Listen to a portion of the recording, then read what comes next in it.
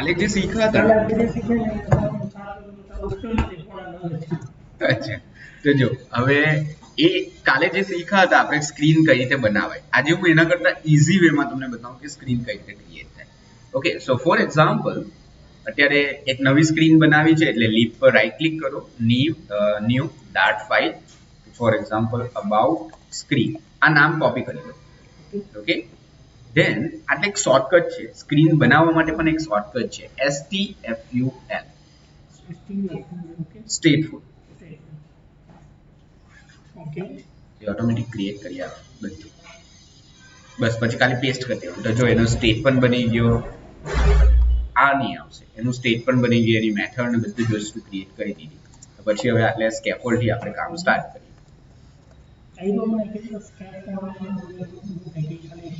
Word છે syntax છે scaffold મતલબ સ્ક્રીન હવે એક સ્ક્રીન ની અંદર પહેલું આવે એપ બાર તો એપ બાર ની અંદર આવે ટાઇટલ ઓકે ટાઇટલ કશે પણ ટેક્સ્ટ ને રિપ્રેઝન્ટ કરવા હોય તો એના માટે ટેક્સ્ટ આવે ઓકે અને પછી આવે બોડીમાં પણ જે પણ ટેક્સ્ટ આવી છે કોઈ પણ તમે લખો ડબલ કોટ ની અંદર લખવા ના ડબલ કોટ ની અંદર એ વસ્તુ લખવાની પછી જે લખવું હોય તે લખાય હા નંબર પણ આવી જશે ઓકે ચાલો હવે આને ડિફોલ્ટ કરવા માટે આટલે જઈને ચેન્જ કરવાનું અબાઉટ સ્ક્રીન અને સેવ કરો એટલે રન થઈ જાય બે ફાઇલમાં લિંક કરવાનું એકમાં થઈ ગયું અબાઉટ સ્ક્રીન થઈ ગઈ ને આપણે બે સ્ક્રીન બનાવી અત્યારે મેં ડિફોલ્ટ અબાઉટ ને રાખી છે કોઈ પણ તમે એપ બનાવો તો સ્ક્રીન તો એક જ સ્ક્રીન પહેલી ઓપન થાય ને તો એક સ્ક્રીન છે પછી અબાઉટ સ્ક્રીન પરથી તમારું હોમ સ્ક્રીન યા વોટએવર જે ઓપન થવાનું હોય તે થશે એટલે આટલે સ્પેસિફાઈ કરવાનું કે તમારું હોમ પેજ કયું છે એમને આપણે કાલે આ એક સ્ક્રીન બનાવવા માટે બે પેજ જોઈએ બરાબર બે ક્લાસ જોઈએ બે મતલબ એક આમાં બનાવું main.dat માં હા અને એક આ નામ છે આમાં ના એમાં તો ખાલી આપણે આ વર્ઝન જ ચેન્જ કરેલું આપણે ખાલી જો કાલે આપણે કેટલું કરેલું main.dat આખી ફાઇલ સમજેલા ઓકે આ ફાઇલ એક જોયેલું હતું કે આ સ્ટેટલેસ વિજેટ ના સ્ટ્રક્ચર શું છે ઓકે પછી આપણે એક નવી સ્ક્રીન બનાવેલી નવી સ્ક્રીન ની અંદર આપણે એક ક્લાસ ક્રિએટ કર્યો હતો નોર્મલ અને એક ક્લાસ ડિઝાઇનિંગ કરવા માટે સ્ટેટ મેન્ટેન કરવા માટે અને એને ડિફોલ્ટ આપ્યું હતું આજે પણ એ જ કર્યું બટ મેં પેલા શોર્ટકટ વેમાં તમને આઈડિયા સ્ક્રીન બનાવડાવ્યું ઓકે ચાલો હા એકમાં આઈડો આ બધું થઈ ગયું આઈડો કાલે આપણે આજ શીખ્યા હતા ઈઝી થઈ ગયું ને આ વસ્તુ હવે ખાલી તમારે STFUL ના એટલે લખી દો જે પણ સ્ક્રીનનું નામ બની ગયા હા એટલે આ સ્ક્રીન ઓટોમેટિક કાલે જે આપણે બધું મેન્યુઅલી લખીને બધું કરેલું એની જગ્યાએ આ ઓટોમેટિક બની ગયું હા હા એ જ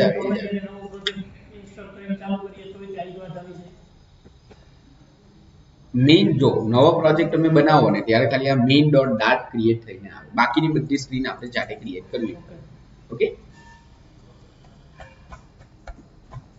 ચાલો સો અત્યારે આપણે આ અબાઉટ સ્ક્રીન ક્રિએટ કરી જો હવે જે વસ્તુ સમજવાની છે કે જો અત્યારે આની અંદર ટોટલ આપણે બે સ્ક્રીન ક્રિએટ કરેલી છે હોમ સ્ક્રીન અને અબાઉટ સ્ક્રીન અને અબાઉટ સ્ક્રીનને મેં ડિફોલ્ટ આપેલી છે ડિફોલ્ટ એટલે પહેલી એરિયા કોલ થશે ઓકે ચાલો હવે કાલે આપણે જોયું હતું કે ફ્લટર ની અંદર બધી જ વસ્તુને વિજેટ કહેવાય ઓકે બધા જ કંટ્રોલ્સ અવેલેબલ છે એને વિજેટ્સ કહેશું આપણે હવે એકચ્યુઅલી ફ્લટર ની અંદર ડિઝાઇનિંગ કઈ રીતે થાય છે કે કેમ આપણે HTML માં બધા ટેગ લખતા હતા બોડી ની અંદર આમાં પણ એવું જ આવે બટ આની અંદર ડિઝાઇનિંગ કઈ રીતે થાય તે ફોર એક્ઝામ્પલ આ એક વિજેટ છે ઓકે આ વિજેટ ની અંદર તમે એક બીજું વિજેટ મૂકી શકો જ્યારે એક વિજેટ ની અંદર તમે એક જ વિજેટ મૂકી શકો એને કહેવાય ચાઇલ્ડ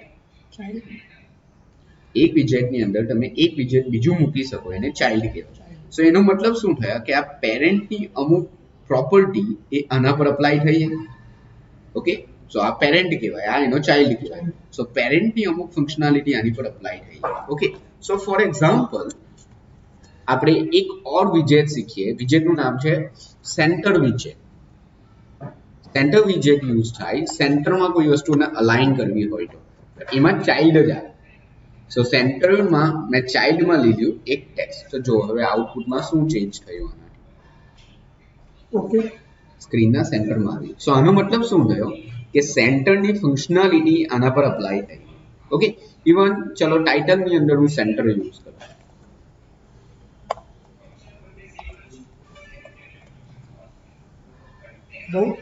ઓકે, એ સેન્ટરમાં આવી. સો આનો મતલબ શું થયો કે આ વિજેટની ફંક્શનાલિટી, આ વિજેટની અમુક વસ્તુ એ આના પર અપ્લાય થઈ. હવે એક એવું વિજેટ છે, લાઈક આ વિજેટ હવે એવું છે, જો આમાં એક જ વિજેટની અંદર બધું ડિઝાઇનિંગ થાય. લાઈક આ વિજેટની અંદર મેં આ વિજેટ બનાવ્યું. હવે આ એક એવું વિજેટ છે કે જેની અંદર તમે મલ્ટિપલ વસ્તુ મૂકી શકશો, મલ્ટિપલ વિજેટ્સ મૂકી શકશો આ રીતે. તો આને કહેવાય ચિલ્ડ્રન. એક વિજેટમાં જ્યારે એક જ વિજેટ પોસિબલ હોય ત્યારે ચાઇલ્ડ, એક વિજેટની અંદર મલ્ટિપલ પોસિબલ હોય ત્યારે ચિલ્ડ્રન. હવે આ વિજેટ પાછું એવું છે કે જેમાં એક જ પોસિબલ છે, તો પાછું આ થઈ ગયું ચાઇલ્ડ. આ વિજેટ એવું છે કે જેમાં મલ્ટિપલ પોસિબલ છે, તો પાછું ચિલ્ડ્રન. હવે પાછું આની અંદર એક જ પોસિબલ છે, તો ચાઇલ્ડ. આમાં પાછા મલ્ટિપલ પોસિબલ છે, તો ચિલ્ડ્રન. આમાં પાછા મલ્ટિપલ પોસિબલ છે, તો ચિલ્ડ્રન. કેમ કે આ જો આ 3 બન્યા, આમાંથી આ એક બન્યું, આ ચિલ્ડ્રન વાળું છે એટલે એના 4 ચિલ્ડ્રન બન્યા. પણ આ પણ વિજેટ જ છે ને, તો આના પણ ચાઇલ્ડ ચિલ્ડ્રન પોસિબલ. એટલે આવું ગમે ત્યાં સુધી, ગમે તે લેવલ સુધી તમે ડિઝાઇનિંગ કરી શકો. ઓકે, સો આ રીતે ફ્લટરની અંદર ડિઝાઇનિંગ. ઓકે, આ ખાસ વસ્તુ સમજવા જેવી છે. ચલો આપણે સ્ટાર્ટિંગમાં જો તો થોડું કોમ્પ્લેક્સ લાગશે આ કઈ રીતે વર્ક કરે છે એના માટે. ઓકે, હવે નેક્સ્ટ વિજેટ આપણે શીખીએ. વિજેટનું નામ છે કોલમ વિજેટ. ઓકે, સો બોડીમાં આ સમજમાં આવી ગયું. સેન્ટર અને ચાઇલ્ડ, મતલબ સેન્ટરની ફંક્શનાલિટી ટેક્સ્ટ પર અપ્લાય થાય. ટેક્સ્ટ એવું વિજેટ છે કે જેમાં કોઈ ચાઇલ્ડ નહીં આવે. ઓકે, સો વિજેટમાં આવે ચાઇલ્ડ, ચિલ્ડ્રન યા નન. નન એટલે કઈ નહીં, ટેક્સ્ટમાં કઈ નહીં આવે, નન આવે. ઓકે, સેન્ટરની અંદર ચાઇલ્ડ જ આવે, એમાં ચિલ્ડ્રન નહીં આવે પાછું. ઓકે, ચાલો. ચાઇલ્ડની અંદર ચિલ્ડ્રન છે. આમાં શું થયું કે સેન્ટરની અંદર સેન્ટરનો એક ચાઇલ્ડ છે ટેક્સ્ટ. આ ઓકે, ચાલો. સો હવે નેક્સ્ટ આપણે પેલું મેં કમેન્ટમાં મૂકી દીધું કંટ્રોલ સ્લેશ. ઓકે, નેક્સ્ટ જે વિજેટ છે, વિજેટનું નામ છે કોલમ વિજેટ. ઓકે, સો કોલમ નોર્મલી શાના માટે યુઝ થાય? બેટા ઇયરફોન નાખી દેજો ને, ઇયરફોન નાખી દેજો. ઓકે, સો નેક્સ્ટ છે કોલમ વિજેટ. ઓકે, હવે કોલમ વિજેટ નોર્મલી શાના માટે યુઝ થાય? જ્યારે તમારે વર્ટિકલી કોઈ કંટ્રોલને, મતલબ વર્ટિકલી વિજેટ્સને અલાઇન કરવા હોય તો. સો એમાં આવશે ચિલ્ડ્રન. ઓકે, આ ફિક્સ છે કે કોલમમાં ચિલ્ડ્રન જ આવે અને સેન્ટરમાં ચાઇલ્ડ જ આવે. ઓકે, તો આટલે ધારો કે આપણે લખીએ ટેક્સ્ટ આઇટમ 1 અને કોમા કરીને પછી તમે બીજા બધા મૂકીશું.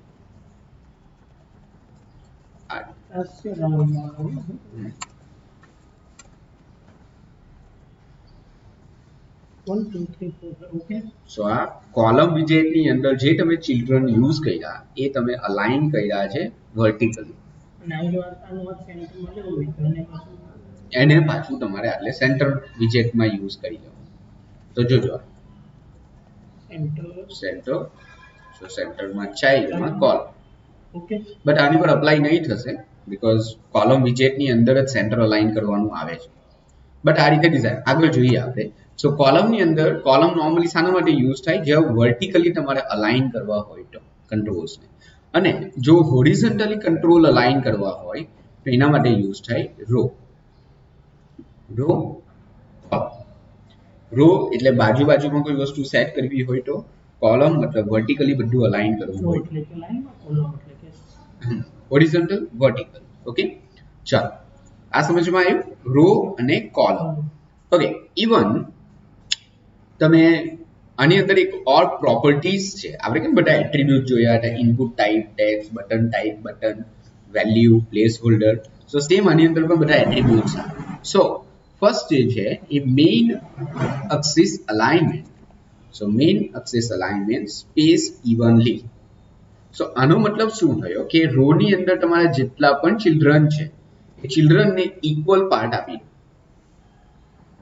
સો આઇટમ 1 ને આટલો પાર્ટ, 2 3 4 અને 5 એટલો પાર્ટ આપી દીધો. અને આ મેઇન એક્સિસ અલાઇનમેન્ટ જો કોલમમાં યુઝ થયું હશે તો આટલા પાર્ટને ઇક્વલ પાર્ટમાં બધાને ઇક્વલ પાર્ટમાં ડિવાઈડ કરી દે. ઓકે, હવે તમે ઇવન કોલમની અંદર નવી રો પણ યુઝ કરી શકો. બીકોઝ જો કોલમના ચિલ્ડ્રનમાં શું આવે, વિજેટ જ આવે બધા. રો પણ એક ટાઈપનું વિજેટ જ છે ને, તો એટલે તમે આવું પણ યુઝ કરી શકો કે એક રો વિજેટ, કોલમની અંદર રો, એમાં ચિલ્ડ્રન ને એમાં પાછું ટેક્સ્ટ. એટલે મતલબ જો જે પણ તમારે મૂકવું હોય તો લાઈક રો 1 એવી રીતે આપણે આપીએ 2 3. એટલે આ ઓલરેડી ચાલતું હતું કોલમ, પછી પાછી એની અંદર મેં રો યુઝ કરી. તો રો નો મતલબ શું થાય, હોરિઝોન્ટલ અલાઇન થાય. સો આ ત્રણ આ રીતે અલાઇન થઈ ગયા, બરાબર. હવે આની અંદર પાછી તમે કોલમ યુઝ કરી શકો. તો આ અંદરના અંદર તમે બધી વસ્તુ બનાવી શકો. તો રિક્વાયરમેન્ટ પર ડિપેન્ડ કરે કે તમારે કઈ રીતે એમાં ગોઠવવું છે.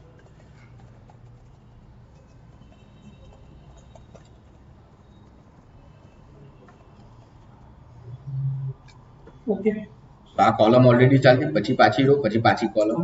હવે આ કોલમની અંદર પાછી રો યુઝ કરવી હોય તો એ પણ પોસિબલ છે. ઓકે, જો હવે આ એકચ્યુઅલી સેન્ટરમાં આવી ગયું, તો આ વસ્તુને મારે આ બાજુ લાવવું હોય તો એના માટે કોલમની અંદર ઓર એક આવે છે ક્રોસ એક્સિસ અલાઇનમેન્ટ. સો ક્રોસ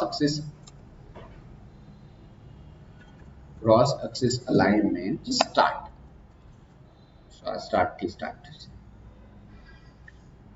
તો એક રો ની અંદર તમે કોલમ યુઝ કરી શકો, કોલમની અંદર રો યુઝ કરી શકો, બટ ફંક્શનાલિટી યાદ રાખો. કોલમની ફંક્શનાલિટી છે વર્ટિકલ અલાઇન કરવાનું, રો ની ફંક્શનાલિટી છે હોરિઝોન્ટલ અલાઇન કરવાનું. ઓકે, ચાલો આટલું ક્લિયર થઈ ગયું. ઓકે, એક પ્રેક્ટિસ કરશું એટલે વધારે આઈડિયા આવશે, બરાબર. રો અને કોલમ આ મોસ્ટ ઇમ્પોર્ટન્ટ વિજેટ છે. કેમ કે નોર્મલી જ્યારે પણ તમે ડિઝાઇનિંગ કરશો ત્યારે બધા કંટ્રોલ્સને વર્ટિકલી જ ગોઠવવા પડશે. એટલા માટે કોલમ મોસ્ટ ઇમ્પોર્ટન્ટ પાર્ટ છે.